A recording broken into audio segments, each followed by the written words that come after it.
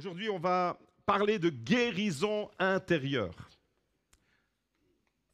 La guérison de l'âme, la guérison des cœurs brisés. Je crois que Dieu a vraiment quelque chose à nous communiquer et on va découvrir comment transformer tout particulièrement nos blessures en trésors.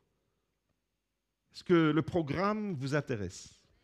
Guérison intérieure. Je crois que nous sommes tous concernés parce que tous, d'une manière ou d'une autre, nous avons probablement été victimes. Nous avons peut-être été victimes de certaines situations qui nous ont profondément blessés. Et ça, c'est le sort de l'être humain en général. Nous sommes tous concernés par le sujet que Dieu a déposé sur mon cœur ce matin. Alors, est-ce que vous êtes prêts pour plonger dans la parole de Dieu avec moi? On va voyager ce matin et on va aller tout particulièrement, ce matin, je vous emmène dans les profondeurs de l'océan. Et plus particulièrement, on va aller voir ce qui se passe à l'intérieur d'une huître. Regardez cette belle huître avec cette belle perle. Et on va découvrir comment, à travers la nature, Dieu nous parle de nos blessures et de comment Dieu peut utiliser nos blessures pour les transformer en trésors. Je le crois ce matin, il y a des vies abîmées, il y a des situations qui sont des situations de désolation, mais je crois que Dieu peut mettre ses mains là où ça fait mal pour transformer le mal en bien. Notre Dieu est le Dieu des retournements de situation, il est le Dieu qui change les ténèbres en lumière, il est le Dieu qui change la malédiction en bénédiction et il est le Dieu qui peut changer ta blessure profonde en perle. Et le thème, c'est guérison intérieure de la plaie, peut-être que tu as dans ton cœur, à la perle qui va naître de cette blessure. Alors aujourd'hui, on va découvrir quelque chose d'incroyable à partir d'une agression, à partir d'une blessure profonde. Une perle de grande valeur peut se former. C'est exactement ce qui se passe dans la nature avec les huîtres. Vous savez, quand vous êtes attiré, j'imagine que les dames, les perles vous plaisent. Jésus avait compris, c'est pour ça qu'il a raconté la parabole de la perle de grand prix. Les perles, comme les bijoux en général, c'est quelque chose qui nous attire. Et on va s'intéresser aujourd'hui à la façon comment les perles se créent à l'intérieur d'une huître. C'est juste extraordinaire. Et à l'intérieur de cette huître, eh bien, pour que la perle soit formée, il faut qu'il y ait une blessure. Et ça, c'est déjà intéressant. Il faut qu'il y ait une blessure quelque part à l'intérieur de la huître. Alors, je vous explique. Il faut qu'un grain de sable ou un parasite s'introduise à l'intérieur de l'huître pour que l'huître va développer, à partir de cette agression qu'elle ressent, il y a un corps étranger qui va entrer. C'est une agression. C'est une irritation, c'est une blessure profonde qu'elle ressent et l'huître va commencer à développer un mécanisme et de ce qui est à l'origine, une agression, une blessure qui lui est infligée, elle va transformer ça en perle. Et je crois que Dieu veut nous parler à travers ça. Et je crois que les blessures les plus profondes, celles peut-être que nous ressentons au fond de notre cœur, eh bien Dieu est capable d'en faire des trésors. Dieu est capable de venir mettre sa main. Le grain de sable, quand il s'introduit dans le mollusque qui est l'huître, eh bien, l'huître, au lieu de rejeter le grain de sable, on aurait tendance à vouloir rejeter ce qui nous a blessés. Eh bien, il va faire tout à fait l'inverse. Il va l'entourer. L'huître va entourer le grain de sable ou le parasite et l'entourer de plusieurs couches de nacre. Alors, je me suis un peu documenté là-dessus. Il paraît au microscope électronique qu'on peut repérer plus de 100 000 couches de nacre. C'est juste extraordinaire, c'est prodigieux, ce que la nature nous offre. Mais Dieu nous parle à travers la nature. Dieu nous parle parce que c'est de nos blessures que je veux parler ce matin. Et petit à petit, alors, qu'est-ce qui va se passer? L'huître va être agressée au plus profond de son être. Il y a un corps étranger qui vient, comme une blessure qui vous est infligée. Je ne connais pas. C'est quoi ce grain de sable qui est venu vous blesser? Ça peut être un abus, ça peut être une déception, ça peut être une trahison de quelqu'un, ça peut être peut-être un viol, des attouchements que vous avez subis et qui vous a profondément blessé. Et on vit comme ça, avec cette blessure au plus profond de notre cœur. Et malgré tout, le temps passe, mais on est toujours blessé. Les années peuvent passer et on peut être blessé. Ça peut être une agression que tu as subie, ça peut être peut-être une injustice que tu as vécue. La perte d'un être cher peut être vécue comme une blessure profonde. Je me suis déjà retrouvé devant des personnes qui sont complètement révoltées par rapport à la vie, révoltées par rapport à Dieu, révoltées par rapport à l'Église, parce qu'un être cher leur a été enlevé. Peut-être que ici, ce matin, alors que je vous parle, il y a dans ton cœur une blessure profonde qui a été infligée par peut-être toutes ces choses. Je ne connais pas, je ne sais pas quel est le grain de sable, je ne sais pas ce qui vous a blessé, mais je sais une chose, c'est que ce qui vous fait souffrir aujourd'hui, c'est peut-être quelque chose qui a eu lieu il y a quelques années, voire plusieurs années en arrière. Et on vit comme ça, et le temps n'arrange rien. Mais il y a une bonne nouvelle pour nous ce matin. Si le nacre de l'amour de Dieu vient vous envelopper, la blessure qui te fait souffrir, qui te fait pleurer au plus profond de ton âme, peut être transformée en trésor et en perles précieuses d'une grande valeur. Ça, je le crois, parce que ce que la nature nous dit, eh bien, ce qui te blesse aujourd'hui, mon frère, ma soeur, peut devenir ce trésor de demain. Tu n'es pas condamné à vivre avec une blessure tout au long de ta vie. Et on va découvrir ça. J'ai cette bonne nouvelle pour toi ce matin. Vraiment que la perle n'existerait pas sans la blessure. Alors, j'aimerais que vous puissiez prendre conscience de cela. Chaque fois que vous voyez une perle, dites-vous eh bien, que c'est une blessure qui a façonné ce trésor. Chaque fois que vous passez chez le bijoutier, quand vous voyez une perle, dites-vous que derrière ce bijou, derrière cette perle qui des fois peut avoir une grande valeur. Alors, toujours dans ma documentation, j'ai découvert qu'il y avait des perles en plastique. Ça, mes petits-enfants jouent avec. Avec 50 centimes, vous pouvez en avoir 5. Et puis, il y a des perles qui peuvent coûter plusieurs centaines de milliers d'euros. Ce sont les perles rares. Ce sont les perles où la main de l'homme n'est pas intervenue. Ce sont les perles naturelles qui vont dans la nature. L'huître elle-même. Ça va prendre plusieurs années. Elle va être agressée. Mais le mécanisme... Comprenez bien qu'il s'agit d'un mécanisme de défense, d'autodéfense. Et au lieu d'expulser ce qui agresse, eh bien, elle va développer une approche complètement différente. Et ce matin, eh bien, j'aimerais qu'on puisse nous inspirer tous ensemble de ce mécanisme, de cette blessure qui est infligée à ce mollusque pour en tirer des leçons personnelles pour notre propre vie. Je crois que Dieu veut faire des choses merveilleuses. La perle n'existerait pas. Il faut bien qu'on comprenne ça, c'est que la perle n'existerait pas s'il n'y avait pas eu de blessure. Comment vis-tu ta blessure? Comment vis-tu peut-être cette trahison qui te fait mal aujourd'hui comme un coup de poignard dans ton cœur? Comment vis-tu cette agression dont tu as été victime il y a quelques années en arrière? Pire encore, comment vis-tu ce viol dont tu as été victime? Comment le vis-tu aujourd'hui? Comment le temps, est-ce que le nacre de l'amour de Dieu est venu envelopper cette souffrance que tu portes secrètement dans ton cœur? Alors aujourd'hui, eh bien, ce que tu vis comme une blessure, je crois et je veux le déclarer, ce que tu vis aujourd'hui comme une blessure, c'est la matière première de ce que Dieu va utiliser pour réaliser son trésor en toi, à partir de ta blessure. À partir de ta blessure, eh bien, Dieu va se glorifier. Et ce qui te blesse, ce qui te fait mal, tout ça peut devenir le matériau du trésor que Dieu va façonner en toi. Je le crois et je le déclare. Comprenez bien que le grain de sable ou le parasite qui s'introduit à l'intérieur du mollusque est une agression. Et je crois que nous subissons, depuis notre plus jeune âge, on peut subir des agressions de toutes sortes. Mais l'huître, comme je l'ai déjà dit, ne va pas rejeter ça. L'huître va adopter une autre approche. Et ce matin, eh bien, je vous invite de sortir des sentiers battus. Parce que souvent, eh bien, quand il est question de guérison, on a un schéma préconçu. Et aujourd'hui, on va faire un peu l'inverse. Et si on englobait notre souffrance? Et si, au lieu de la rejeter, on permettait à Dieu de l'envelopper de son amour, de sa grâce, de son pardon, et venir là comme neutraliser. Vous comprenez que ce grain-là, à l'intérieur de l'huître, si l'huître ne fait rien, il va continuer à ronger.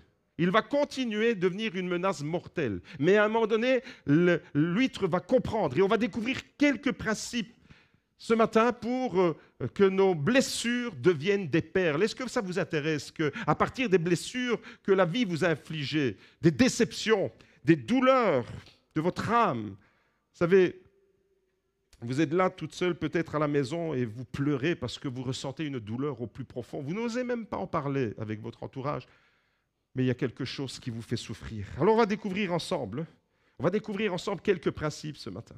Quelques principes qui vont nous conduire, et je le crois, à l'issue de ce culte. Ce qui aujourd'hui est ton grain de sable qui t'a blessé profondément.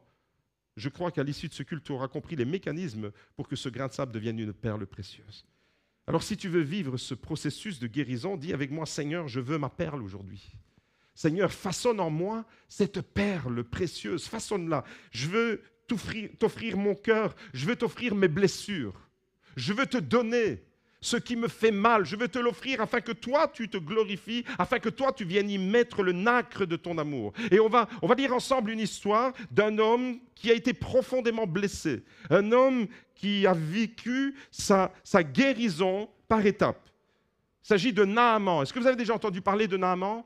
Naaman dans le livre des rois, 2 Rois chapitre 5, on ne va pas lire toute l'histoire, on va sélectionner quelques versets. Alors on lit ensemble, Naaman à partir du premier verset. Naaman, chef de l'armée de roi de Syrie. Donc, ce n'est pas un juif, c'est un Syrien. Il ne faisait pas partie du peuple de Dieu à la base. Il jouissait de la faveur de son Seigneur et d'une grande considération. Donc, c'était une personne qui avait une notoriété. C'était une personne qui avait une visibilité. C'était une personne qui défilait dans les apparats d'État. Et il était d'une grande considération, car c'est par lui que l'Éternel avait sauvé les Syriens. Waouh! Mais, quand il y a les mais comme ça change tout. Mais cet homme important était lépreux. Et là alors, vous pouvez vous imaginer que cet homme, derrière la façade d'une vie de luxe, une vie certainement, il était considéré par le roi de Syrie, par son seigneur, il avait une grande considération, il avait une grande notoriété, mais il avait un grain de sable dans son cœur qui le faisait souffrir. Et ce grain de sable, c'était la lèpre. Au verset 10, Élisée, prophète de l'Éternel. Élisée envoya un messager pour lui dire « Va te laver 7 fois dans le Jourdain ». Donc le gars, il est syrien. La Syrie, c'est juste le pays qui est frontalier avec Israël. Et il y a des fleuves là-bas. Et puis Élisée, l'homme de Dieu, va lui dire « Va te laver 7 fois, le chiffre 7, dans le Jourdain. Ta chair redeviendra saine et tu seras pur. » Ça, c'est ce que le prophète lui a dit de faire. 7 fois. C'est comme un processus. Et la réponse de Naaman, eh bien, c'est un peu des fois notre attitude qui est décrite ici. Il fut indigné, il fut déçu, si vous voulez. Il a été déçu de ce que l'homme de Dieu lui proposait. Il s'attendait à une autre forme de guérison. Il s'attendait à vivre son moment de guérison autrement. Vous allez découvrir. Le gars, il ne fait pas partie du peuple de Dieu, mais il avait quelques notions quand même. Il avait quand même quelques notions et il s'attendait à l'imposition des mains. Mais Élisée ne lui propose pas l'imposition des mains. Élisée lui dit, va te plonger 7 fois dans le Jourdain. Alors, regardez au verset 11, Naaman fut indigné. Vous devez comprendre derrière le mot indignation, toute sa désolation, toute sa détresse. Non seulement il est lépreux et qu'il souffre en cachette, probablement qu'il cachait sa lèpre, mais maintenant, il espérait la guérison et on lui dit d'aller se baigner 7 fois dans le Jourdain. Et derrière cette indignation, il y a toute sa déception, toute sa désolation. Et il s'en alla en disant, voici ce que je me disais, voilà son attente. Quand il est allé au contact d'Élisée, l'homme de Dieu, il avait des attentes. Voici ce que je me disais. Ça, ce sont des fois nos attentes. Il sortira bien vers moi. Donc, il s'attend à ce que l'homme de Dieu ait à sa rencontre. Il se présentera lui-même, il invoquera le nom de l'Éternel, son Dieu, et il fera passer sa main sur l'endroit malade et débarrassera le lépreux de sa lèpre. Autrement dit, il s'attendait à une forme d'imposition des mains. Ça, c'était son attente. Déception, grande illusion pour lui. Et voici comment il continue. Il dit, mais les fleuves de Damas, la capitale de la Syrie, l'Amana et le Parpar, ne valent-ils pas mieux que toutes les eaux d'Israël? Donc il est déçu. Pourquoi je dois aller dans le Jourdain pour aller me baigner 7 fois dans ce fleuve, là, minable, alors qu'à Damas, on a des fleuves bien plus importants que ceux du Jourdain? Des fois, on ne comprend pas où Dieu veut nous conduire. Des fois, on ne comprend pas le chemin que Dieu prend pour nous amener à notre guérison. On a des attentes. On se dit, on va aller à une réunion, on va imposer les mains. Pasteur, il va imposer les mains, je vais être guéri. On a des attentes et on imagine que des fois, la guérison, elle doit se vivre instantanément, en direct. Très spectaculaire comme guérison. On impose les mains et directement, le malade, il est guéri. On a des attentes, nous aussi. Naaman avait ses propres attentes et il est déçu. Et j'imagine que des fois, quand on va à l'imposition des mains et qu'on a un besoin au plus profond de notre cœur ou une blessure, un grain de sable qui nous a fait souffrir, Il y a Luc Dumont qui est venu, il a prophétisé sur plusieurs personnes. Et peut-être que tu es venu avec l'espoir de recevoir une prophétie. Et puis tu es retourné presque indigné, presque peut-être déçu. Et moi, pourquoi je n'ai pas eu ma prophétie? Et moi, pourquoi je n'ai pas eu ma bénédiction? Et moi, pourquoi, quand je suis allé à l'imposition des mains, le pasteur a fait un appel, pourquoi moi, je n'ai pas été guéri instantanément? Et on peut être comme Naaman, avoir des attentes, avoir des idées préconçues sur le moyen que Dieu va utiliser pour nous guérir, et Dieu nous prend à contre-pied. Dieu nous prend toujours à contre-pied. Et là, à travers le prophète, Élisée, il lui dit, va te plonger 7 fois dans le Jourdain. Voilà. Va te plonger 7 fois dans le Jourdain. Alors, vous comprenez ici toute la déception. Et il continue, il dit, les fleuves de Damas, la Mana, le Parpar, ne valent-ils pas mieux que toutes les eaux d'Israël? Ne pourrais-je pas m'y laver et devenir pur? Il s'en retourna donc et partit en fureur. Sa déception se transforme en colère. Il est vraiment vénère, le gars. Il rentre chez lui, mais vraiment pas heureux. Mais plus tard, il va être rattrapé. Et au verset 14, il descendit alors et se plongea 7 fois dans le Jourdain. Il a été convaincu qu'il devait quand même le faire. Selon la parole de l'homme de Dieu, et sa chair redevint comme la chair d'un jeune garçon, et il fut pur. Et le peuple de Dieu dit Amen. Est-ce que vous avez compris? Est-ce que vous avez compris comment la trame de ce récit nous conduit? Naaman était un général puissant, respecté. Il était honorable, mais il était lépreux. Et ça, c'était sa blessure. Ça, c'était son grain de sable. Ça, c'était son agression.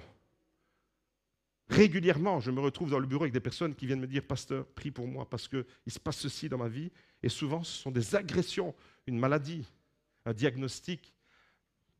Pense à un cancer ou une maladie quelconque, une situation qui fait souffrir. Et souvent, eh bien, on est dans l'attente.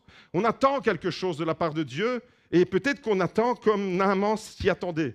Mais aujourd'hui, je veux déclarer sur ta vie que Dieu va te surprendre. Et que Dieu va faire une œuvre que tu n'as même pas idée de ce qu'il va faire à partir de ta souffrance. Ce gars, Naaman, il vivait probablement avec une blessure cachée. Probablement qu'il avait honte, comme tous les lépreux qui avaient honte de vivre leur lèpre. En Israël, il y avait des lois bien précises pour les lépreux. Ils devaient annoncer longtemps à l'avance pour sécuriser les autres, pour ne pas les contaminer, parce que c'est une maladie fortement contagieuse. Mais probablement que lui, n'ayant pas la Torah de Moïse, eh bien, probablement qu'il dissimulait un peu derrière une façade. Et combien de fois j'ai vu des gens me faire un beau sourire et derrière une façade très lumineuse, des gens très solaires, des gens très lumineux comme ça, je sais qu'il y a une souffrance, je sais qu'il y a un grain de sable qui les a blessés profondément. Et on est un peu comme Naaman, on veut cacher notre lèpre. Mais malheureusement, eh bien, elle est là. Sa guérison, vous avez remarqué, elle n'a pas été instantanée. Il a dû se plonger 7 fois. Peut-être que tu t'attends à une guérison instantanée, alors que Dieu est plus souvent dans le processus que dans l'instantané. On est une génération de l'instantané. Presse-bouton, tu appuies sur un bouton, la lumière s'allume. Tu ouvres le robinet, l'eau, elle coule. Nos ancêtres, ils n'avaient pas cette commodité. Nous, on est dans la génération instantanée. Et donc, on imagine que Dieu doit être toujours dans l'instantané, dans la foi type Kodak. Je fais la photo et il y a la photo qui sort. Et puis Dieu, lui, il est dans un processus. Et c'est ça qui nous dérange des fois. Parce que nous, on ne comprend pas le processus dans lequel il nous a engagés, parce qu'on ne voit pas. On ne voit pas ce qu'il est en train de faire dans les coulisses. Dieu travaille dans les parties invisibles de notre vie. Dieu travaille dans les parties des racines, alors que nous, on ne voit que ce qu'il y a au-dessus de la terre, mais Dieu travaille sous la terre. Et il est en train de ramifier ta guérison, il est en train de la préparer, il est en train peut-être de travailler à ton insu. Le grain de sable, le parasite qui est venu te pourrir la vie jusqu'à présent. Il y a quelque chose qui a foiré quelque part dans ta vie. Tu as subi une injustice, tu as subi une agression, tu as été victime d'un attouchement quand tu étais enfant, tu as été victime d'un viol peut-être, et ça, tu le portes comme une blessure profonde. Les années se sont écoulées, les unes après les autres, et malheureusement, tu es là, et tu es même dans une vie engagé dans une vie d'hommes et de femmes mariés peut-être, mais malheureusement, eh bien, tu portes encore aujourd'hui, des années plus tard, ta blessure au plus profond de ton cœur et tu ne sais pas quoi en faire. Ce matin, tu es au bon endroit parce que je crois qu'il y a une perle qui va surgir de ta blessure. Ce matin, je veux le déclarer. Et comme l'huître, vous remarquez, eh bien, Naaman, eh bien, entouré. Cette blessure, il a plongé 7 fois. C'est comme 7 couches. 7, chiffre de la plénitude, chiffre de ce qui est parfait, de ce qui est complet. Tu vas te laisser envelopper. Tu vas te laisser envelopper par les couches. Je disais tout à l'heure qu'au microscope électronique, on peut voir les stratifications, les couches superposées les unes après les autres, jusqu'à plus de 100 000 couches. À partir d'un grain de sable. Vous avez vu la dimension d'un grain de sable, c'est quoi? Et puis, une perle, c'est quand même plus volumineux qu'un grain de sable. Eh bien, tout ça, c'est du nacre sécrété par l'huître elle-même pour se protéger et en faire un trésor. Et je crois que ce processus, eh bien, il est engagé ce matin au GLC Beaudour. La parole de Dieu nous dit alors, comment les blessures que nous avons en nous peuvent devenir des perles? Comment elles peuvent devenir des perles si nous suivons le processus de Dieu? Naaman a dû suivre le processus que l'homme de Dieu, Élisée, lui avait imposé. Et si toi, ce matin, tu entres dans le processus de Dieu, eh bien toi aussi, tu vas vivre ta guérison et ta restauration.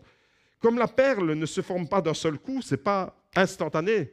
Dès que le grain de sable entre dans l'huître, ce n'est pas transformé comme par enchantement. Vous savez, on est un peu dans la foi, et souvent dans nos églises évangéliques, on est un peu dans la foi style la baguette magique de la fée Clochette. Il faut que instantanément les choses apparaissent. Mais non, dans la nature, il faut du temps, il faut plusieurs années pour que la couche, une après l'autre, de nacre va envelopper. C'est beau une perle, les couleurs un peu comme ça. Je ne sais même pas décrire les couleurs parce qu'elles sont multiples, mais c'est juste magnifique. Et c'est ça qui est extraordinaire. Comment, à partir d'un grain de sable, d'un parasite, d'un corps étranger, quel qu'il soit, qui est venu abîmer, qui est venu blesser l'huître au plus profond de ce qu'elle est, comment c'est possible qu'en ressorte de cette blessure quelque chose de si merveilleux qu'une perle de valeur qui peut valoir plusieurs centaines de milliers d'euros? C'est exactement ce qui va arriver avec toi. Je veux le déclarer ce matin au GLC Beaudour. Notre guérison intérieure, mes amis, écoutez bien, est plus souvent le résultat d'un processus que Dieu enclenche plutôt qu'une intervention instantanée, style Kodak, je fais la photo et j'ai la photo directement. Aujourd'hui, on est encore plus instantané que Kodak. Je fais la photo et je peux même la modifier, je peux faire tout ce que je veux avec mon téléphone. Vous avez vu comment l'instantané, la génération instantanée, on est allé très loin. Et Dieu nous rappelle l'importance de suivre le processus. Alors, on va découvrir plusieurs étapes et on va les intérioriser, franchir des étapes et les découvrir les unes après les autres pour bien comprendre le mécanisme et l'importance de vivre le processus pour que, ce matin, c'est ça l'enjeu de ma prédication, c'est que le grain de sable qui t'a blessé, je veux que ça devienne une perle de valeur, une perle de grand prix. Le grain de sable qui t'a blessé, quelle que soit l'agression dont tu as été victime, quel que soit le corps étranger qui est venu te blesser profondément, je veux le proclamer, je veux le croire. Sur la parole de Dieu, tu vas suivre le processus et tu vas découvrir un chemin de guérison, de restauration. Alors, on va découvrir plusieurs étapes. La première, c'est qu'il faut reconnaître ta blessure. Il faut que tu puisses la nommer. Il faut que tu puisses nommer ton grain de sable. Il faut pouvoir mettre des mots sur des mots. Il faut que tu puisses conscientiser, prendre conscience. Vous savez, des gens qui vivent dans le déni, un peu comme s'ils avaient occulté certaines choses. Mais c'est important de conscientiser ce qui t'a fait mal. Et Naaman était fort au dehors. C'était un homme éloquent, c'était un homme de notoriété, c'était un homme qui jouissait d'une grande considération. Et pourtant, il était brisé au-dedans. C'était un homme meurtri qui a essayé de sauver la façade, mais à un moment donné, il a dû prendre conscience de ce qui le faisait souffrir. Parce que s'il ne faisait rien, c'était la mort assurée. Si l'huître ne fait rien, écoute-moi bien, si l'huître ne fait rien, le grain de sable, le corps étranger, le parasite qui s'est introduit, va continuer à la ronger. Et ce sera la fin de l'huître. Et c'est comme ça que vous vous retrouvez des fois avec des huîtres à Noël, et vous sentez un grain de sable. Vous dites, mince, j'aurais espéré une perle, j'ai un grain de sable. Vous comprenez l'importance de conscientiser. Alors aujourd'hui, malheureusement, beaucoup de personnes vivent comme ça, avec une apparence de victoire à l'extérieur, un peu comme si on était dans le déni, comme si tout allait bien. Mais malheureusement, il y a un cœur blessé quelque part à l'intérieur. Et c'est important de savoir mettre des mots. euh, saisir l'opportunité que Dieu nous donne pour dire, Seigneur, aujourd'hui, je veux plus faire comme si ça ne s'était jamais passé. Je veux voir la chose en face.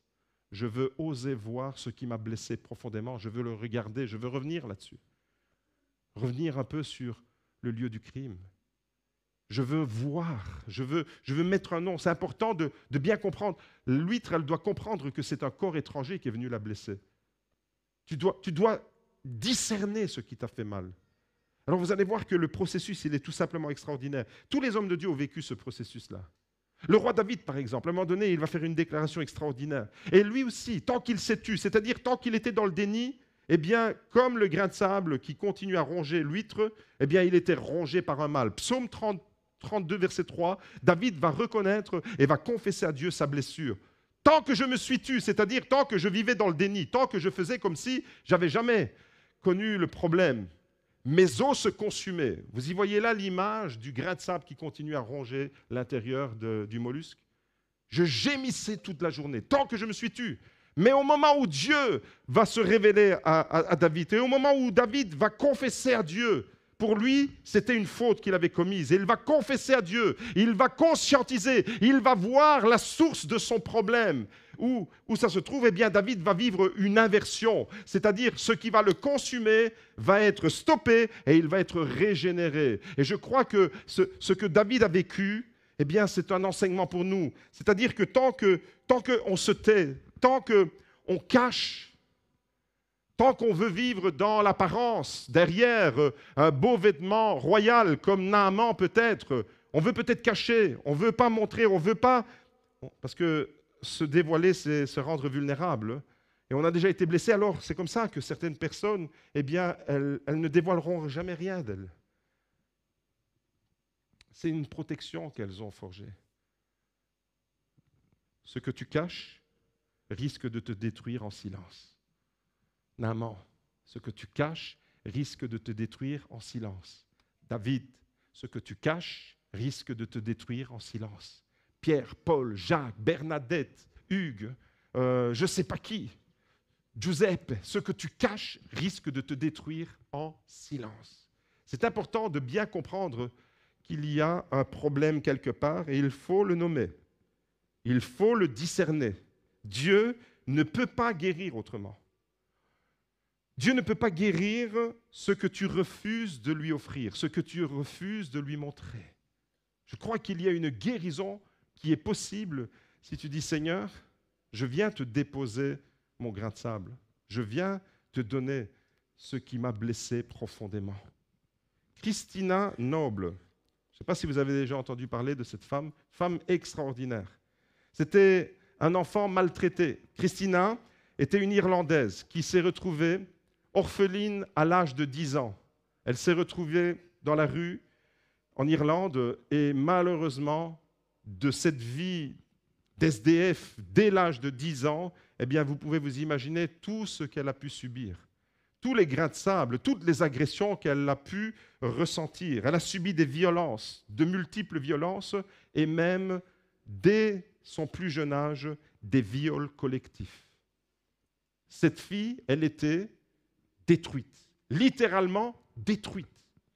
Mais un jour, elle a confié à Dieu sa douleur. Un jour, elle a dit à Dieu, Seigneur, je t'offre ce grain-là qui m'a tellement blessé. Et ce n'était pas un, c'était plusieurs. Et à partir de ce moment-là, la vie de Christina Noble a changé. On a fait un film même sur sa vie. Vous pouvez taper sur Internet et voir son film. Il a été documenté, c'est extraordinaire son histoire.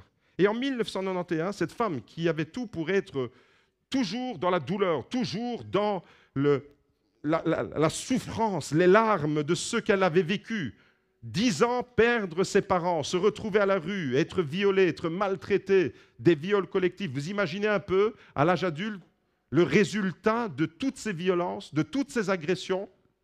Dans quel état elle est arrivée à l'âge adulte? Mais quand Dieu est entré dans son histoire, c'est Dieu qui a commencé à mettre des couches de nacre autour de cette agression, de ces multiples agressions. Et ce matin, j'aimerais voir les mains de Dieu. Je les vois dans l'esprit, je vois les mains de Dieu qui viennent se mettre autour de ta blessure. Autour de ta blessure, venir mettre des couches de son amour, de sa compassion, de sa grâce, de sa douceur, de sa guérison, de sa tendresse, tout ce dont tu as besoin pour être enveloppé, pour être enveloppé, pour être enveloppé. 100 000 couches de l'amour de Dieu. Ce matin, Seigneur, viens mettre une couche supplémentaire. Quand tu viens au GLC Beautour, c'est une couche supplémentaire. Quand tu pries dans ta maison, c'est une couche supplémentaire. Quand tu ouvres la parole de Dieu et que tu te nourris de la parole de Dieu, c'est une couche supplémentaire. Seigneur, pas 100 000, mais 1 milliard de couches. Viens mettre 1 milliard de couches sur ma vie. Et cette femme, elle a vécu ça.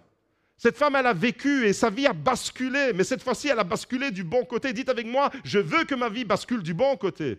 Et en 1991, alors, elle a fondé la Christina Noble Children's Foundation au Vietnam.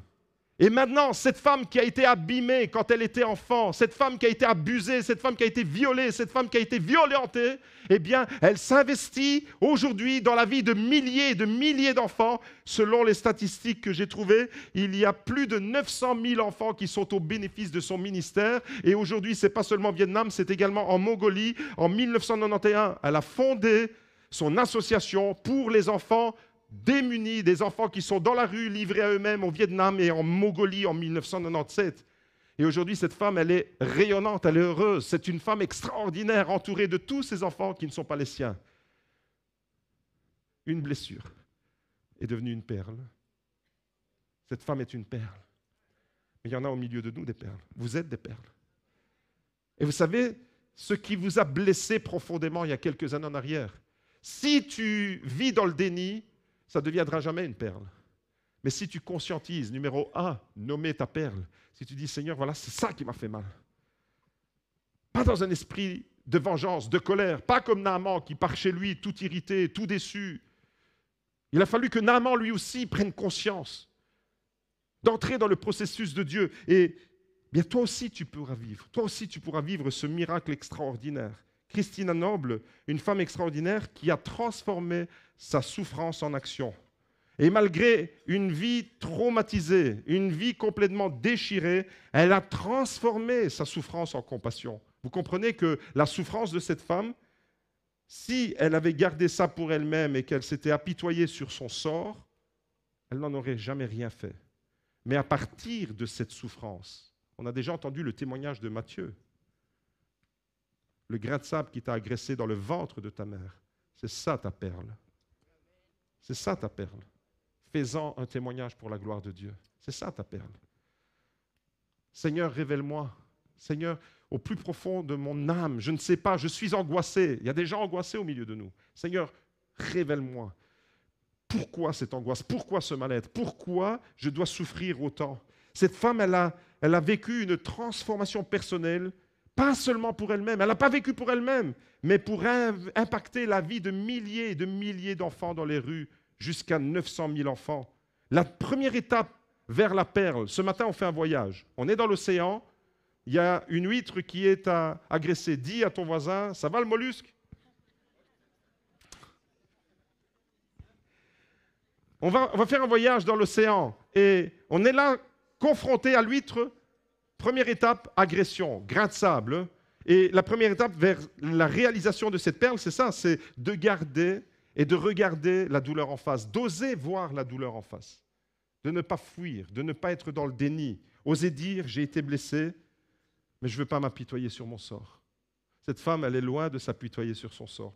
Pourtant, elle en aurait des raisons. Vous savez, des fois, un jour, je ne vais pas les citer, mais j'ai 2 personnes devant moi. Une personne, elle était alitée, elle venait de subir une grosse opération. Et puis, le frère de cette personne est arrivé dans la maison et venait de se couper le doigt. Mais vraiment une petite égratignure. Et il fait « Ah, la douleur que je ressens, je pense que c'est la pire douleur qu'on puisse ressentir. » Son frère venait de se faire opérer. Je ne vais pas les nommer. Du thorax.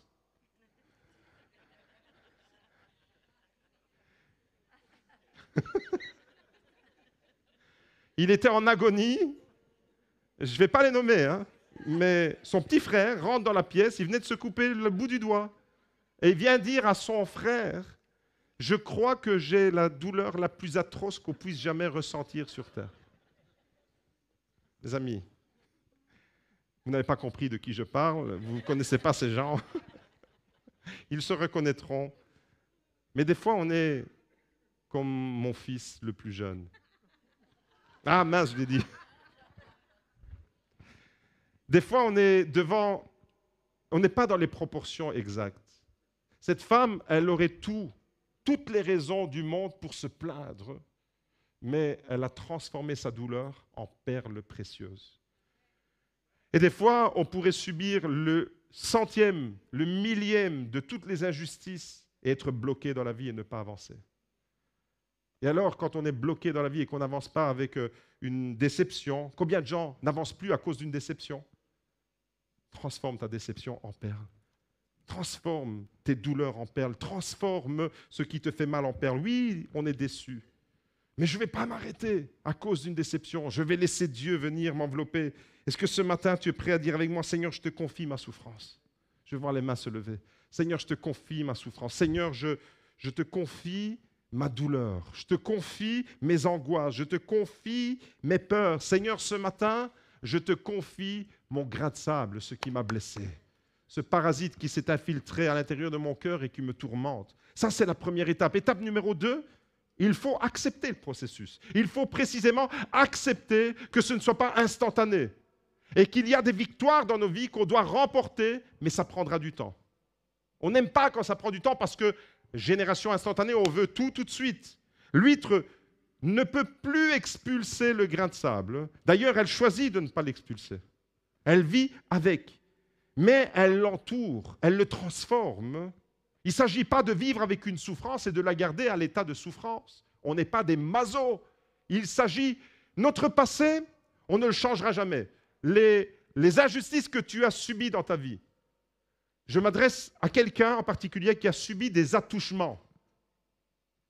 Un viol, par exemple. On ne peut pas faire que l'attouchement ou le viol n'ait pas eu lieu. Il a eu lieu. Le grain de sable, il est là, il t'a abîmé, il t'a blessé profondément. Maintenant, c'est qu'est-ce que tu fais de ce grain de sable? Vous comprenez que l'huître, elle ne va pas expulser comme s'il n'y avait jamais eu de grain. Non, elle va transformer sa douleur. Vous comprenez le processus, c'est quoi? C'est beaucoup plus subtil, beaucoup plus profond. On n'est pas dans la religiosité de « Seigneur, c'est toi avec la baguette magique, tu fais tout, moi j'ai rien à faire ». Non, j'entre dans un processus psychologique, spirituel, physique même, de ma propre guérison. Je vais aller chercher moi-même, avec Dieu, on va construire notre guérison. L'huître, elle va sécréter elle-même le nacre pour transformer l'agression en perles précieuses. Processus, pas expulsion, mais intégration. Comprenez? Tu ne peux pas faire comme si tu n'avais jamais vécu ton injustice. Tu ne peux pas faire comme si tu n'avais jamais vécu ton agression. Mais tu peux en faire quelque chose. Tu peux transformer. Tu peux littéralement vivre autre chose. Et c'est exactement ce que la parole de Dieu nous dit. Dieu va guérir ça par couche. Les étapes, le processus, c'est plusieurs couches. Ça prendra du temps. Psaume 47, verset 3. Il est écrit « L'Éternel guérit ceux qui ont le cœur brisé. » OK? Mais regardez la suite. L'Éternel guérit, si avec ça, on pourrait se dire, Seigneur, instantanément, tu guéris ceux qui ont le cœur brisé. Génération de l'instantané, génération Kodak. Et puis il est écrit, et ils pensent leurs blessures. Ça, c'est un processus.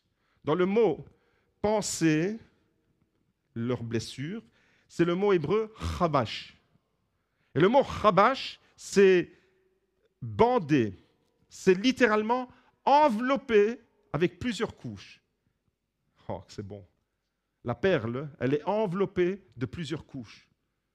C'est des vagues de guérison que Dieu envoie. C'est un pansement d'amour. C'est un moment que tu passes avec Dieu dans l'intimité qui devient une couche de guérison.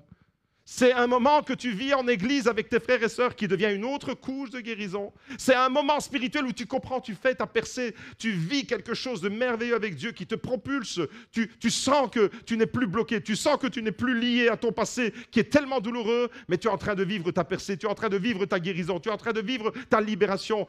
C'est une couche, c'est un nacre qui vient t'envelopper. Ta perle, elle est en train de se façonner. On est dans le processus de la formation de la perle. C'est juste extraordinaire. Et le mot hébreu ici pour penser leurs blessures, c'est exactement ça. C'est des stratifications de bandes qui viennent se mettre sur nos blessures. On n'est pas dans la baguette magique. La blessure, elle disparaît. Vous savez, vous vivez avec des cicatrices. Jésus aussi avait ses cicatrices, et même après la résurrection. mais elles veulent dire quelque chose, les cicatrices de Jésus. Comprenez que les cicatrices, elles ne vont pas disparaître. Elles sont là des fois, les cicatrices de nos vies. Et elles sont là pour nous dire quel est le chemin, d'où on vient. La cicatrice, elle est là, mais la souffrance n'est plus là. La cicatrice, elle est là, mais c'est le souvenir lointain de quelque chose qui nous a fait du tort, qui nous a fait mal. Mais maintenant, je peux toucher cette cicatrice, elle ne me fait plus mal. Pourquoi ? Parce qu'il y a des couches de nacre, de l'amour de Dieu, de la compassion de Dieu, de la guérison par le Saint-Esprit. Et le psaume 147, alors c'est juste extraordinaire. Oui, Dieu guérit les cœurs brisés. Mais de quelle manière ? Il envoie des couches. Il envoie des couches les unes après les autres. Et ce matin, eh bien, je vois vraiment la main de Dieu qui vient mettre une couche supplémentaire sur toi. Il ne peut pas faire en sorte, même s'il est le Tout-Puissant, la toute-puissance de Dieu ne signifie pas qu'il va supprimer ton passé. Mais il va te donner la possibilité de vivre avec ton passé, même traumatisant, pour que tu puisses faire des choses prodigieuses comme cette femme. Pourquoi ? Parce que tu vas vivre toi-même la formation de ta perle. Et des fois, malheureusement, trop souvent, j'ai envie de dire, on a une vision erronée, on a une vision faussée de la guérison, parce qu'on imagine que la guérison, c'est dans l'instantané qu'on doit le vivre. Et aujourd'hui, je vous propose un autre chemin, sortir des sentiers battus. Et si tu entrais dans un processus de formation de perles pour que tu sois riche, à partir de tes blessures qui t'ont profondément affligé, tu peux devenir archimilliardaire parce que tu vas transformer tout ça en perles. Tu vas te faire de la thune. Alors que l'ennemi voulait que tu sois pauvre et misérable, eh bien là, ta blessure, ça devient la matière première d'une perle. C'est juste extraordinaire. Naaman, lui, il voulait un miracle rapide au départ. Un peu comme nous, génération instantanée. J'irai devant l'homme de Dieu, il sortira à ma rencontre, il va invoquer l'Éternel son Dieu, il va m'imposer les mains et je serai guéri, je serai purifié et je peux rentrer chez moi. Ça, c'était le parcours que Naaman avait visualisé pour sa guérison. Mais Élisée lui propose autre chose. Naaman, il était dans l'idée de « j'ai quelque chose et je vais l'expulser ». Naaman, il était dans cette idée-là. L'homme de Dieu, il était « tu as quelque chose, mais Dieu va t'envelopper ». Il pense les blessures. Dieu va t'envelopper de quelle manière ? Il a fallu qu'il rentre dans le Jourdain pour être englouti par le Jourdain. Vous voyez ? Quand on passe par les eaux du baptême, on est enveloppé dans les eaux du baptême. Il y a une image extraordinaire là. Élisée va lui demander de plonger 7 fois. 7 fois, c'est le chiffre de la plénitude, c'est le chiffre parfait. C'est l'image donc d'un processus, ça demande du temps, vous l'avez compris. Ça demande du temps, ça demande aussi de l'humilité, ça demande de la patience, ça demande de la persévérance, ça demande de dire « Seigneur, ce qui m'a blessé profondément, je crois que tu es occupé à venir mettre tes couches les unes après les autres. » C'est pour ça que c'est important de vivre chaque rendez-vous avec Dieu. Chaque rendez-vous, il a son importance. Lire la parole de Dieu. Vous savez, des fois, je suis devant des personnes qui me disent « Mais pasteur, vous savez, ce n'est pas des chrétiens, hein, mais moi la Bible, je l'ai déjà lue. » Quand on me dit ça, ça ne veut rien dire. Le livre d'histoire des conquêtes d'Alexandre le Grand, tu l'as déjà lu ? Tu lis la Bible comme un livre d'histoire ? Non, c'est une parole de Dieu. Tu n'as pas compris que c'est une parole vivante. Tu n'as pas compris que c'est des coups. Chaque fois que tu lis la parole de Dieu, chaque fois que tu viens au culte, chaque fois que tu célèbres Dieu, qu'est-ce qui se passe dans ton cœur ? Pourquoi on vit ces moments semaine après semaine ? Posez-vous la question, est-ce qu'on le vit comme un rituel, comme la Sainte Seine ? Non. On le vit parce que c'est un rendez-vous d'amour, c'est une nouvelle fraîcheur, c'est une vague, c'est des stratifications que Dieu vient mettre sur nos blessures et il transforme nos faiblesses en sujet de gloire. Et il transforme ce qui l'ennemi voudrait utiliser pour nous neutraliser. Tout ce qui représente le grain de sable dans nos vies, l'ennemi veut l'utiliser pour nous neutraliser, pour nous détruire, pour nous arrêter. Mais Dieu est capable de transformer ce grain de sable en perles précieuses. Dieu ne fait pas toujours les miracles immédiatement, bien qu'il est souverain et qu'il peut le faire, et par moments il le fait, mais le plus souvent, c'est un processus de guérison.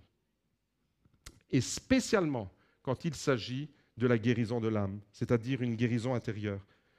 Ce n'est pas parce qu'aujourd'hui tu ne vois pas la perle que Dieu n'est pas en train de la fabriquer en toi. Toi, tu vois encore le grain de sable, lui, il voit déjà la perle.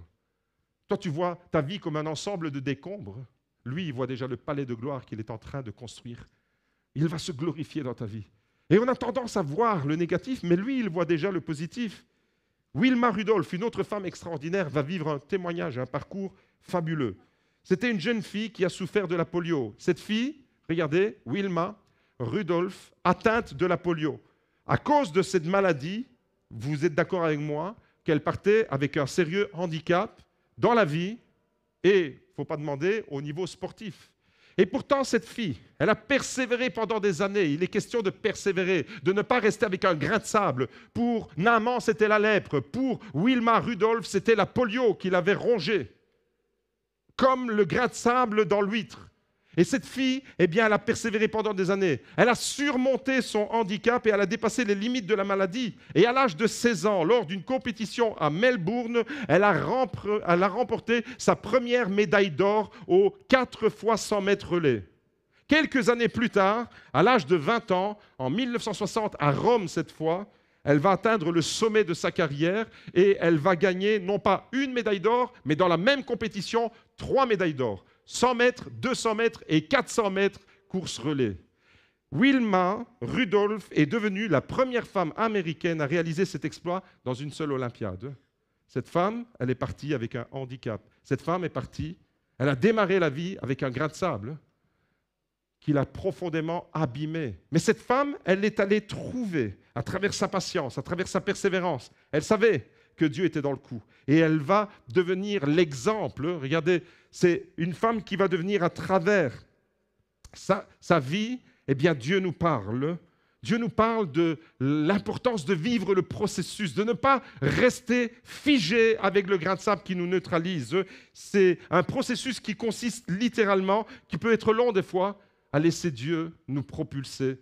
Je déclare ce matin que ce qui t'a abîmé ne sera pas ton échec, ce sera la matière première de ton miracle, la matière première de ta perle précieuse. C'est à partir de là. Et j'aimerais que l'Église comprenne que je me sens poussé à dire à quelqu'un ce matin, tu penses que le chemin est trop long. Tu penses que le chemin est vraiment trop long par rapport à ce que tu vis. Tu ne comprends pas pourquoi. Tu pries pour une solution, mais la situation ne change pas. Dieu est en train de dire à quelqu'un, ta souffrance est là depuis trop longtemps peut-être, mais Dieu te dit, moi je vois et je veux transformer ta faiblesse en victoire. Je veux le faire, je peux le faire et je vais le faire avec toi. Je peux le faire, je veux le faire et je vais le faire avec toi. Je vais transformer ta plaie en perle. C'est ça qui est extraordinaire quand on passe entre les mains de ce Dieu-là. L'étape numéro 3 pour aller de plus en plus vers la réalisation. Vous comprenez que c'est des perles qui se constituent avec le temps. Ça prend du temps. Laissez Dieu transformer nos échecs. Comprendre et laisser Dieu nous recouvrir notre blessure profonde, nous laisser envelopper littéralement. Pourquoi ? Parce que Dieu utilise chaque situation. Dieu utilise même tes larmes. Quelqu'un a dit que les larmes étaient le savon de l'âme. Des fois, il faut pleurer. Des fois, il faut laisser aller. Des fois, il faut laisser notre cœur s'épancher. Dieu va utiliser chaque larme, chaque blessure qui est en nous, chaque prière, chaque promesse, chaque fois que tu vas plonger dans la présence de Dieu, eh bien, dis-toi bien qu'il transforme. C'est le Dieu de la transformation. Il transforme l'eau en vin lors d'un mariage, mais il transforme ta douleur en sujet de gloire. C'est le Dieu de la transformation. Et qu'est-ce qu'il va faire ? Il va t'envelopper. Comme c'est une couche de nacre qui reviennent sans cesse autour de la perle. Et chaque prière alors que tu vas formuler, c'est une couche supplémentaire que tu viens déposer toi aussi avec Dieu. Toi et Dieu, ensemble, on va ensemble constituer cette perle. On va aller la chercher, cette perle. Moi, je vois vos vies comme des perles. On est la bijouterie du GLC Beaudour aujourd'hui. Vos vies, c'est du trésor. Alors, je ne dis pas que vos vies, quand je dis ça, je ne dis pas que vos vies sont parfaites. Il ne s'agit pas d'être dans le déni. Justement, c'est tout à fait le contraire. C'est que le trésor, il naît de quelque chose qui vous a fait profondément souffrir. C'est ça la beauté avec Dieu. Ce n'est pas une vie sans faille, une vie sans douleur. Tu t'es retrouvé dans la rue, tu as été jeté par tes parents. Eh bien, Dieu va utiliser ça pour sa gloire. Dieu tant que tu n'auras pas résolu ce problème-là dans ton cœur, tu vas être en colère. Tu seras une personne agressive. Pourquoi? Parce que tu es révolté à l'intérieur de toi, comme Naaman l'a été au départ. Mais dès l'instant où tu comprends que Dieu il peut se servir de cette histoire-là pour te propulser comme ces femmes extraordinaires, eh bien toi aussi, je vois des hommes et des femmes extraordinaires, oh, j'ai le Sébaudour, abîmés par la vie, je le sais, mais extraordinaires parce que Dieu est en train de déposer le nacre de son amour. Et même quand tu ne le vois pas, Dieu travaille. C'est ça qui est extraordinaire. Même quand tu as l'impression qu'il ne fait rien, Dieu n'est pas à l'arrêt. Dieu n'est pas au chômage. Vous savez, l'importance de bien s'envelopper. Je parlais de ça. L'importance de bien s'envelopper des promesses de Dieu, de la parole de Dieu. Imaginez deux personnes sous la pluie. Regardez l'image. 2 personnes sous la pluie. La première, elle est avec un vêtement en laine. Elle n'est pas protégée. La deuxième, elle a un parapluie et un anorak. La même pluie tombe sur les deux. Pourtant, une, elle est trempée de la tête aux pieds et l'autre n'est pas mouillée. Pourquoi? C'est la même pluie, c'est la même épreuve. C'est la même agression. Qu'est-ce qui se passe entre les deux? Quelle est la signification de cette image? C'est qu'en réalité, ce que tu permets de t'envelopper va devenir ta protection. Si tu n'as pas de protection, tu vas être comme cette femme, trempée de la tête aux pieds. Mais si les couches de protection que tu mets, c'est quoi? C'est la parole de Dieu, les promesses de Dieu. Tu lis les promesses de Dieu, et tu lis la parole de Dieu, tu te revêts, tu t'habilles, il y a une couche, et ça devient des couches de guérison. Ils pansent toutes leurs blessures. C'était le psaume 147. Il vient mettre une couche supplémentaire de nacre. Quand tu vis ton épreuve, si tu ne vas pas t'envelopper de la parole de Dieu, des promesses de Dieu, de ce que Dieu dit sur ta situation, tu ressembleras à cette femme. Mais si tu te laisses envelopper par les vérités de la parole de Dieu, les vérités de son amour, eh bien tu seras comme celle-ci. L'épreuve est identique, la pluie est la même, mais elle n'a pas le même effet. Elle ne produit pas la même chose. Et je vois des fois dans l'Église des situations où les gens traversent des épreuves qui sont similaires. Je vois une jeune dame extraordinaire, elle est au milieu de nous. Dieu est en train de constituer sa perle, elle s'appelle Liliana Avanzato. Pas plus tard qu'avant-hier, elle était encore aux prises avec des pet scans et compagnie. Donc le grain de sable, il est encore là. Mais qu'est-ce qu'il est en train de faire, Dieu, avec cette fille? Il est en train de l'envelopper de couches, de bénédictions, de son amour, de sa grâce, de sa protection. Et elle est là au service de Dieu. Elle ne s'est pas arrêtée. Pourquoi? Parce qu'elle sait que Dieu est là. Enveloppée par la grâce de Dieu. Destinée à une vie glorieuse. Si tu comprends ce mécanisme, eh bien, elle est là. Elle est dans cette posture-là. Elle n'est pas là. Mon frère, ma soeur, c'est quoi qui t'enveloppe? C'est quoi qui vient te recouvrir dans ta vie quand tu ressens la souffrance au plus profond de ton cœur? C'est quoi qui vient t'envelopper comme ça pour te détruire, pour continuer à te détruire? C'est cette image qu'on voit là. En fait, c'est ce qu'on vit tous les jours. J'ai le choix. J'ai le choix de me laisser tremper de la tête aux pieds par les épreuves de la vie, ou j'ai le choix de me revêtir. Je vais aller chercher dans la parole de Dieu les promesses de Dieu. Je vais aller chercher dans la parole de Dieu les principes. Je vais comprendre qui je suis, mon identité. Waouh, quand j'ai compris mon identité, il y a plein de gens qui ignorent qui ils sont. Il y a plein de gens qui ne savent pas en Christ quels sont nos privilèges. Il y a plein de gens qui vivent dans l'Église et qui découvrent qu'en Christ, on est plus que vainqueur. Qui découvrent seulement, quand ils se retrouvent dans mon bureau, qu'en Christ, on a la victoire. Elle est déjà assurée. Que nous n'avons pas à lutter, même si on a été agressé, même si on a reçu un grain de sable. Seigneur, je te vois en train de recouvrir ce grain de sable. Tu vas en faire la perle. Ce matin, je vois des perles qui se constituent dans les cœurs. Étape numéro 4, et l'équipe de louange peut me rejoindre. Tout doucement, on termine. Pardonner et lâcher prise. Ah, ça, c'est le plus dur. Ça, c'est le plus dur. Quand l'agression vient de quelqu'un d'autre, pardonner et lâcher prise, c'est le plus dur dans le processus. Tout ce que je vous ai dit jusqu'à présent, c'était facile à digérer. Pardonner et lâcher prise. Si l'huître n'entoure pas le grain va continuer à la ronger. Vous l'avez compris. Qu'est-ce qui se passe? Il faut, à un moment donné, comprendre que sans le pardon, si vous avez été victime de quelque chose qui vous a profondément blessé. Sans le pardon, votre cœur va se remplir d'amertume et votre cœur va continuer à être rongé. Ça veut dire que l'amertume va continuer le travail amorcé par le grain de sable. C'est pour ça que Jésus nous donne ce commandement de pardonner, de nous pardonner les uns les autres. Pourquoi? Parce qu'à travers le pardon, on stoppe le processus de dégradation provoqué par l'agression. Ça veut dire que des fois, il y a des guérisons qui n'arrivent pas dans la vie. Il y a des gens qui ne vivent pas leur guérison parce qu'ils retiennent le pardon. Et tu ne vis pas tu n'es pas pleinement libéré. Pourquoi? Parce que tu n'arrives pas à pardonner ton père. Tu n'arrives pas à pardonner ta mère. Tu n'arrives pas à pardonner ton frère, ta soeur, ton collègue. Tu n'arrives pas à pardonner un frère et une sœur de l'Église. Et on ne vit pas nos guérisons parce qu'on retient le pardon. Le pardon, une puissance qui libère. En fait, le pardon, c'est quoi? Le pardon, il empêche le poison de se répandre à l'intérieur. C'est stopper, si vous voulez. C'est stopper ce que le diable voudrait continuer à ravager. C'est stopper cette amertume, stopper les dégâts du poison. Et le plus bel exemple dans l'Ancien Testament qu'on puisse trouver par rapport à ça, c'est l'histoire de Joseph. Joseph, trahi, humilié et vendu par ses frères.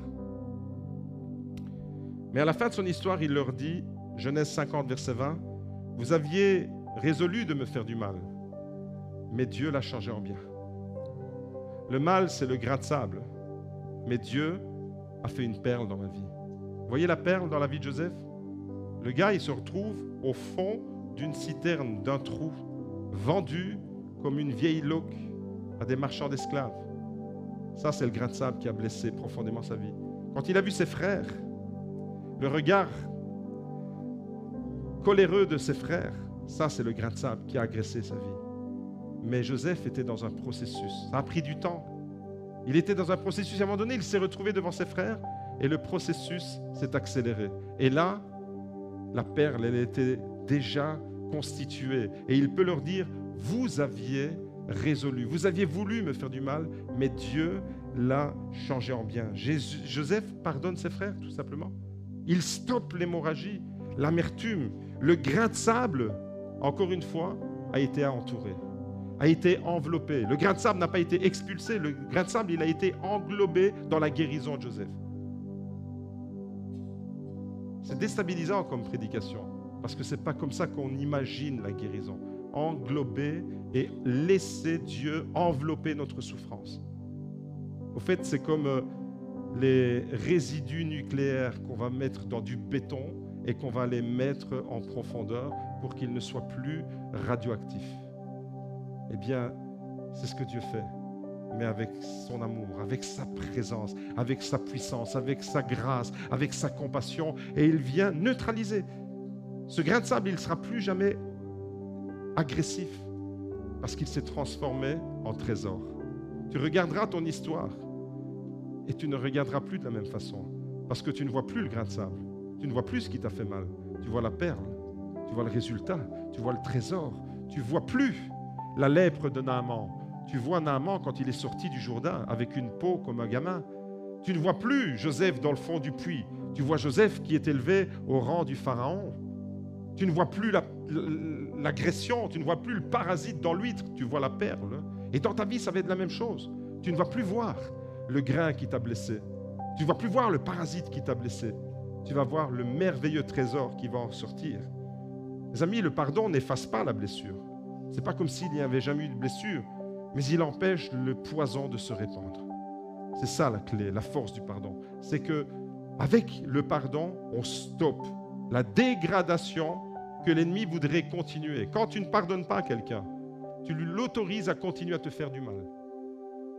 Parce que quand tu penses à cette personne qui t'a blessé, tu as de la colère, de l'amertume qui entre dans ton cœur, tu as de l'animosité qui entre dans ton cœur. En fait, cette personne-là, elle ne pense même plus à toi.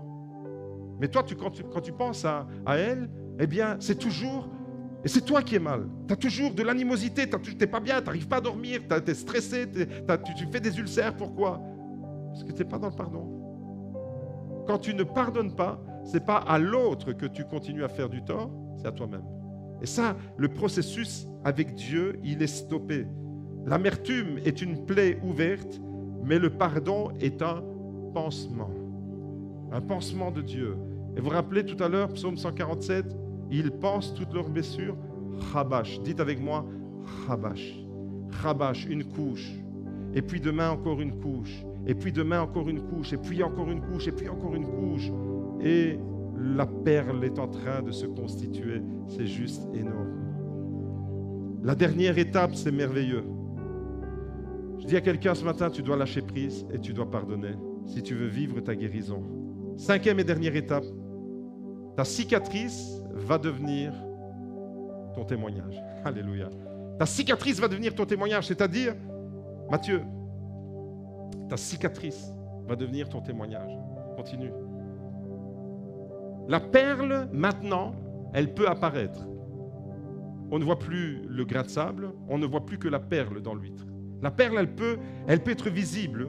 Et c'est seulement au bout de ce processus qui prend du temps, qui prend des semaines, des mois et des années, que la perle est constituée. C'est ça que vous devez comprendre. C'est qu'à un moment donné, ça va être visible pour tout le monde. Ta vie va être rayonnante. Quand Naaman ressort du Jourdain, c'est visible. Sa peau, tout le monde a vu que sa peau était saine. Ça, c'est sa perle. Même Jésus est ressuscité avec des cicatrices, mais des cicatrices qui ne saignent plus.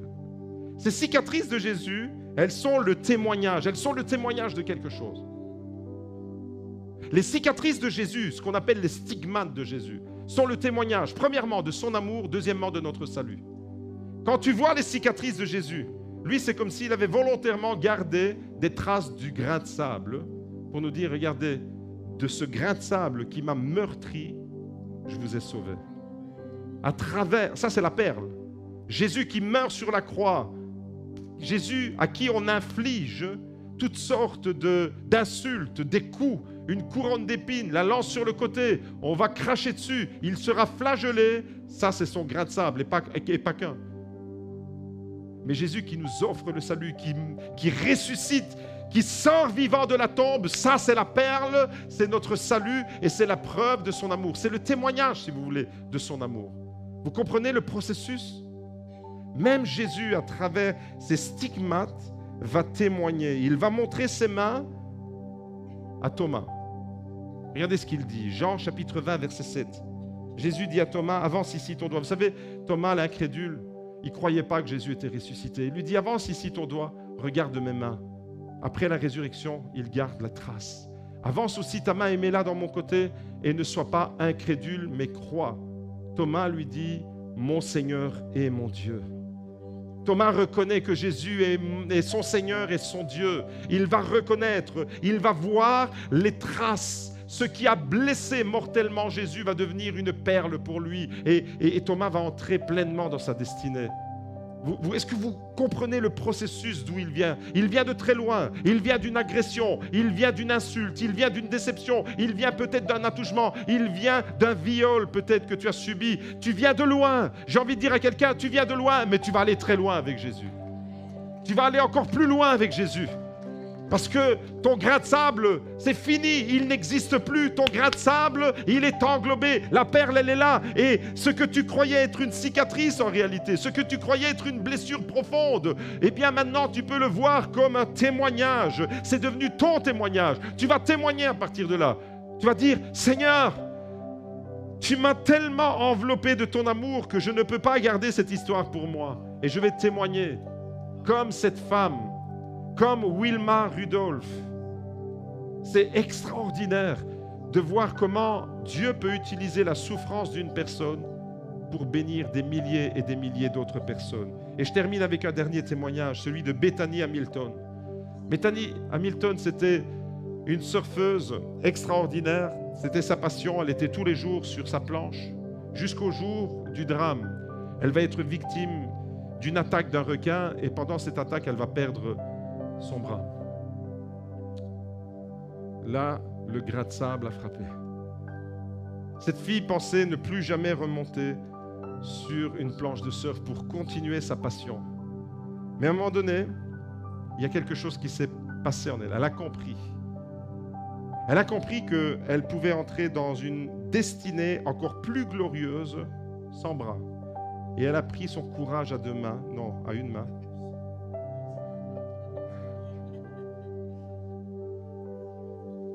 Mais oui, la deuxième main, c'est la main de Dieu. Son courage à deux mains, la sienne et celle de Dieu. Et elle est remontée sur les planches du surf dans cette magnifique île d'Hawaï.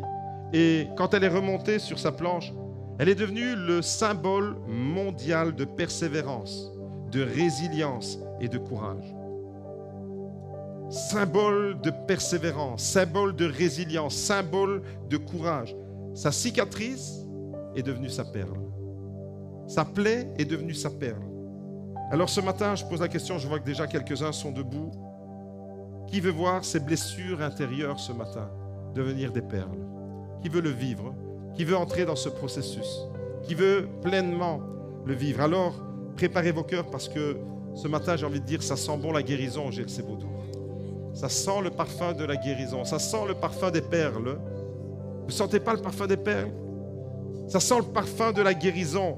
Et comme Naaman, comme l'huître, vos blessures ce matin peuvent devenir des perles.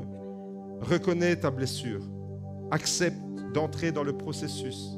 Laisse Dieu te transformer, t'envelopper de ces couches de nacre. Pardonne, lâche prise et témoigne avec tes cicatrices pour la gloire de Dieu.